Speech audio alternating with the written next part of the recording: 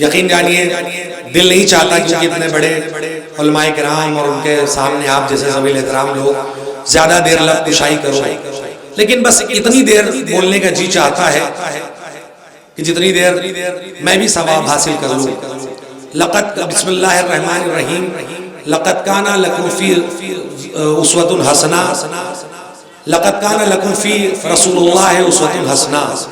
یہ ایک ایسی آیت ہے جس میں پروردگار کی جانب سے ارشاد ہو رہا ہے کہ ہمارا رسول تمہارے لیے اسوہ ہے، ہمارا رسول تمہارے لیے سیرت ہے، تم اس کی سیرت پر اپنی زندگی کو گزارتے چلے جاؤ، تمہاری زندگی کامیاب اور کامران ہو جائے گی۔ یعنی رسول اللہ نے جتنی بھی زندگی میں جتنے بھی اقدام کیے، جتنے بھی قدم اٹھائے، اگر ان قدم پر ہم اپنے قدم ملا کر چلیں تو ہماری زندگی کامیاب ہوگی، قرآن کی نظر میں، دین کی نظر میں، اسلام کی نظر میں۔ اور یہی وجہ ہے کہ رسول اللہ نے جتنے بھی اسوے پیش کیے، جتنی بھی سیرت پیش کی، ہر جگہ انسانیت کو ملحوظ خاطر رکھا، ہر جگہ انسانیت کو فروغ دیا۔ ایک لمحہ بھی رسول اللہ کی زندگی کا ایسا نہیں گزرا جہاں پر انسانیت کو فراموش کیا گیا ہو، جہاں تہذیبوں کو فراموش کیا گیا ہو۔ ہر لمحہ ختمی مرتبت نے ایک ہی پیغام دیا کہ دیکھو کیسے زندگی جینا ہے، صرف اپنی زندگی جینا عام بات ہے، اپنی زندگی کے ساتھ دوسروں کو لے کر کیسے جیا جاتا ہے یہ رسول اللہ نے بتایا۔ رسول اللہ جا رہے ہیں، ایک پتھر پڑا ہوا ہے، رسول اللہ نے اس پتھر کو اٹھایا اور کنارے کرنے لگے۔ ایک صحابی موجود تھے، انہوں نے کہا یا رسول اللہ آپ راستہ گزر سکتے تھے، آپ نے پتھر کو کیوں ہٹایا؟ رسول اللہ نے کہا کہ میں نہیں چاہتا کہ وہ جو چیزیں دنیا کے لیے رکاوٹ بنے انہیں میں اپنے ہاتھ سے نہ ہٹاؤں۔ یہ پیغام دیا رسول اللہ نے کہ خود مت جیو بلکہ اپنے ذریعے سے انسانیت کو بھی جینا سکھاؤ تو تمہاری زندگی کامیاب ہے۔ اور یہی وجہ ہے کہ چاہے 11 ائمہ معصومین آئے، 11 امام آئے، انہوں نے یہی پیغام دیا، ایک ہی پیغام، ایک ہی مقصد کہ اپنی زندگی کو خوبصورت کرو۔ انسانیت کا پیغام، اتحاد کا پیغام، شریعت کا پیغام۔ اسی ضمن میں آج کے یہ ممدوح کی جس شان میں آپ موجود ہیں، ان کی ولادت کے سلسلے میں اس ممدوح کی بھی ذاتی زندگی صرف اور صرف یہی ہے کہ لوگ انسانیت نواز ہو جائیں، لوگ یتیم پرور ہو جائیں، لوگ غریب پرور ہو جائیں۔ امام زمانہ کی وہ زندگی جو غیبت سے پہلے کی ہے، اس زندگی کا اگر ہم ایک بار تجزیہ کریں تو ہمیں محسوس ہوگا کہ امام زمانہ نے اپنی زندگی کو کیسے خوبصورت کیا، دوسروں تک اس خوبصورتی کو پہنچایا۔ اور یہی وجہ ہے کہ میں علماء کرام کے ساتھ معذرت کے ساتھ کیونکہ لب کشائی نہیں کرنی چاہیے ایسی جگہوں پر، لیکن میں یہ چاہتا ہوں کہ اگر ہم چاہتے ہیں کہ ہم امام کے ماننے والے ہو سکیں تو کل کی رات اب وہ گزر گئی، لیکن دن تک بھی سب سے پہلا ضروری امر یہ ہے کہ ہمیں امام زمانہ کی عبادت کو کرنے سے پہلے طہارت کرنی چاہیے، غسل کرنا چاہیے۔ روایتوں کے جملے ہیں کہ جو انسان غسل کر کے عبادت امام زمانہ میں شامل ہوتا ہے، نہ جانے زندگی کے کتنے گناہ ہیں جو اس غسل کے بعد ختم ہو جاتے ہیں۔ یعنی امام زمانہ کی اس عبادت کے ساتھ ایک پیغام ہے کہ اپنی زندگی کو طاہر بناؤ۔ اگر تمہاری زندگی طاہر ہو جائے گی تو تم امام کے ماننے والے ہو جاؤ گے۔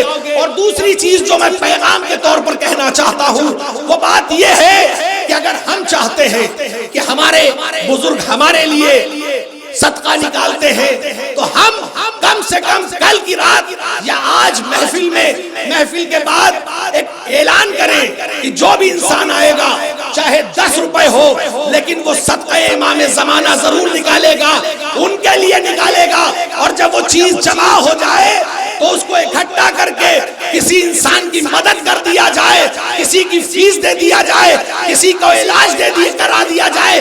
یہ شاید سب سے بڑا پیغام ہوگا امام زمانہ کی اس محفل کا، کیونکہ امام کا نام پر جب آپ صدقہ نکالیں گے تو وہ کام کس کے آئے گا؟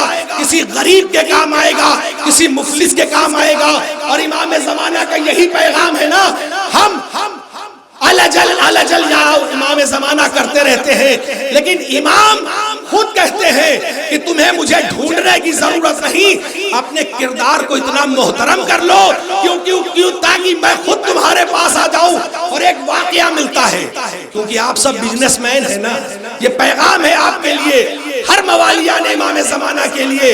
امام زمانہ کے چاہنے والے تھے، امام تک پہنچنا چاہتے تھے، بہت کوشش کی لیکن رابطہ نہیں ہو پا رہا تھا۔ ایک دن پیغام آیا، اس بازار میں اس دن تم مجھ سے مل سکتے ہو، اس دکان کے قریب۔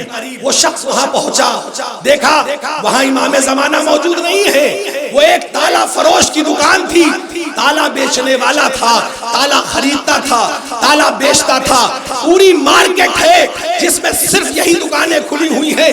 ایک بار وہ شخص انتظار کر رہا ہے امام کا، انتظار کرتے کرتے اسی اثنا میں اس نے دیکھا کہ ایک بوڑھی عورت آتی ہے، یہ پیغام ہے امام زمانہ کا، بوڑھی عورت آتی ہے، آنے کے بعد ایک تالا پیش کرتی ہے اس دکاندار کی خدمت میں اور کہتی ہے اس تالے کو خرید لو اور مجھے پیسہ دے دو۔ اس شخص نے تالے کو دیکھا، تالے کو اوپر سے نیچے دیکھنے کے بعد کہا میں 50 درہم دوں گا، تمہیں بیچنا ہو تو بیچ دو۔ اس عورت نے کہا یا تو یہ تمہاری دکان نہیں ہے یا تمہیں طریقہ نہیں پتا کہ کیا چیز کی کتنی قیمت ہے۔ اس نے کہا کیوں کہہ رہی ہو ایسی بات؟ اس نے کہا پوری بازار میں گئی، کسی نے 15 درہم سے زیادہ اس کی قیمت نہیں بتائی، تم کہہ رہے ہو 50 درہم۔ ایک بار اس شخص نے کہا میں 1 درہم کم نہیں دوں گا، 49 درہم پہ نہ خریدوں گا، اگر تمہیں 50 درہم لینا ہو تو مجھ سے لے لو۔ ایک بار وہ پھٹی ہوئی آنکھوں سے دیکھ کر کہتی ہے تو کس طرح کے انسان ہو؟ وہ عورت گئی، اسی وقت امام ظاہر ہوئے اور کہتے ہیں اس شخص سے کہ اگر تم اپنے کردار کو ایسا بنا لو تو تمہیں ڈھونڈنے کی ضرورت نہیں ہے، امام خود تم تک پہنچ جائے گا۔ اگر ہم جس صنف میں کام کرتے ہیں، جس بزنس میں بھی ہیں، اگر ایمانداری کے ساتھ رہیں گے تو ہم بھی کامیاب ہوں گے، ہم اپنے وقت کے امام کی بھی خوشنودی حاصل کر سکیں گے۔ آج ہم یہ سوچتے ہیں کہ 1200 سال ہو چکے، کیوں امام نہیں آ رہے ہیں؟ امام انتظار کر رہے ہیں پروردگار کے حکم کا اور اس کے ساتھ ساتھ 313 ایسے صحابیوں کا کہ جن کے موجودگی میں امام زمانہ پردہ غیبت کو ہٹا کے آنے والے ہیں۔ امام آپ کیوں نہیں آتے؟ شاید امام کہیں گے تم میں کوئی سعید بند ہو جائے، تم میں کوئی حبیب ابن مظاہر بند ہو جائے، مجھے حسین کی کربلا کے ناصروں کی طرح مددگار چاہیے، جب تک وہ نہ بن پائیں گے میں دنیا میں نہیں آ سکتا۔ اور یہی وجہ ہے، ایک آخری بات کہہ کے شاعر کو دعوت سخن دوں گا کہ ہم یہ کہتے ہیں مولا آ جائیے، مولا آ جائیے، لیکن اگر مولا آ جائیں گے کیا ہمارے گھر میں ایک چٹائی بھی حق کی کمائی کی ہے کہ جس پر ہم کہیں گے آئیے امام بیٹھ جائیے؟ ہمارے پاس کوئی جواب نہیں۔ امام ہم کہتے تو ہیں لیکن ہمارے ذہن میں قدورت ہے، ہمارے دلوں میں قدورت ہے۔ جس دن ہم اپنے ذہن و دل و دماغ کی قدورت کو دور کر کے امام کی آغوش میں امام کے قریب بیٹھ کر یہ کہیں آقا آئیے، تب تو امام آئیں گے۔ اور یہی وجہ ہے کہ ایک آخری پیغام اس دور کے حوالے سے کہنا چاہتا ہوں۔ آج دنیا قرآن پر حملہ کر رہی ہے، اس کی وجہ یہ ہے کہ ہمارے یہاں قرآن فہمی نہیں پائی جاتی، ہم نے قرآن کو بلندی پر رکھ دیا ہے، اس کے علاوہ نہیں دیکھتے۔ جس دن ہم قرآن کو پڑھنا شروع کر دیں گے شاید وہ دن آ جائے گا جب ایسی یزیدی فطرت کے لوگ کبھی قرآن کے اوپر انگلی نہ اٹھا سکیں گے۔ اگر امام زمانہ کی غیر موجودگی میں ایسی یزیدی طاقتوں کو ہرانا ہے تو قرآن فہمی پالنا ہوگا، قرآن مطلب کو پہچاننا ہوگا، تب تو ہم کہہ سکتے ہیں کہ ہم امام زمانہ کے ناصر اور مددگار ہیں، ورنہ ہمارا کہنا بس ہے امام ایسے نہیں آئیں گے۔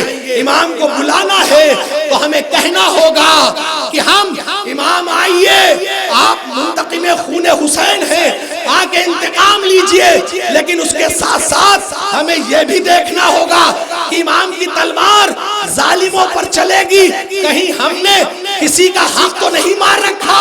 پہلے امام تلوار ہماری گردنوں پہ چلائیں گے. ہمارے اوپر کوئی قرض تو نہیں باقی ہے.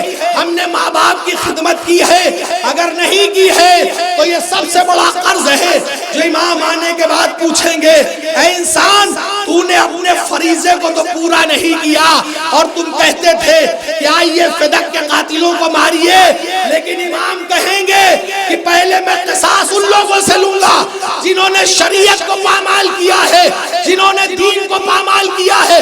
وہ کوئی اور نہیں ہوں گے, وہ اپنا فرقہ ہوگا. ہمیں اپنے کردار کو اتنا اچھا بنانا ہے کہ ہم کہہ سکیں کہ آئیے وقت کے امام, ہم آپ کا انتظار کر رہے ہیں. ورنہ یہ باتیں, یہ محفلیں صرف ایک رسم بن کے رہ جائیں گی. اگر اس رسم کو حقیقت میں پہنچانا ہے تو ہمیں نعرے سلمان.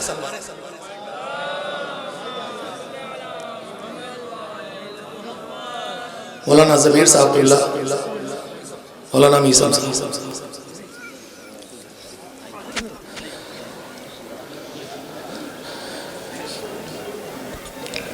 نظر میں دشمن شبیر کی تعداد رکھے گا, نظر میں دشمن شبیر کی تعداد رکھے گا.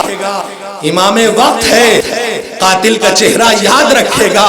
مجھے پورا یقین ہے ایک دن اے فاطمہ زہرا تیرے روزے کی تیرا لال ہی بنیاد رکھے گا, تیرے روزے کی تیرا لال ہی بنیاد رکھے گا. لیکن اگر آپ امام زمانہ کے ماننے والے اور چاہنے والے ہیں تو سب سے بڑا فریضہ یہ ہے جو میں نے آغاز کی گفتگو میں کہا تھا کہ اگر ایک روٹی, دو روٹی ہے تو ایک روٹی خود کھائیے اور ایک روٹی اپنے اس بھائی کو دیجیے جس کو ضرورت ہو, کیونکہ اس ملت کو اب اس بات کی سخت ضرورت ہے کہ ہم خود بھی جئیں اور علی کی طرح دوسروں کو بھی جینا سکھائیں. سب سے بڑی ضرورت ہے. کہا بطول نے کہہ دو انیس, کہا بطول نے کہہ دو انیس, دنیا سے ہمارے چاہنے والے یہاں پہ آتے ہیں, عزا کے فرش پہ بیماریاں نہیں آتی, حیات بانٹنے والے یہاں پہ آتے ہیں, حیات بانٹنے والے یہاں پہ آتے ہیں. ہم نے سفید ماتم کو بچھانا نہیں چھوڑا, گھر فاطمہ زہرا کو بلانا نہیں چھوڑا. سر کٹتے رہے, ہوتے رہے, ہاتھ قلم بھی شیعوں نے مگر کربلا جانا نہیں چھوڑا, شیعوں نے مگر کربلا جانا نہیں چھوڑا, شیعوں نے مگر کربلا جانا نہیں چھوڑا. قلم کچھ اپنے اندر جرأت اظہار پیدا کر, فدائے حضرت شبیر ہے, انکار پیدا کر, جو تجھ سے لفظ نکلے قلب پر وہ نقش ہو جائے. کچھ ایسا دامن تحریر میں معیار پیدا کر. ستم کے شیش محلوں سے, ستم کے شیش محلوں سے چٹکنے کی صدا ہے. اگر شاعر ہے تو لہجے میں وہ جھنکار پیدا کر, اگر شاعر ہے تو لہجے میں وہ جھنکار پیدا کر. فقط الفاظ کی بازیگری اچھی نہیں لگتی, اگر شبیر کا ذاکر ہے تو کردار پیدا کر.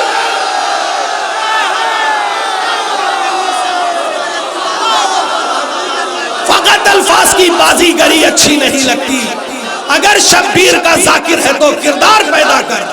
کہ رسموں کی طرح غم کو منانے والوں, رسموں کی طرح غم کو منانے والوں, شبیر کے مقصد کو بھلانے والوں, زینب کی رضا چھیننے پر روتے کیوں ہو, ناموس کو بے پردہ گھمانے والوں, زینب کی رضا چھیننے پر روتے کیوں ہو, ناموس کو بے پردہ گھمانے والوں. اور یہ بھی پیغام ہے, تم دل میں تکبر نہ بٹھا لینا کہیں, پھندے میں نہ گردن کو پھنسا لینا کہیں. حق بھائی کا جو مارے ہوئے بیٹھے ہو, عباس کا پرچم نہ اٹھا لینا کہیں. حق بھائی کا جو مارے ہوئے بیٹھے ہو, عباس کا پرچم نہ اٹھا لینا کہیں.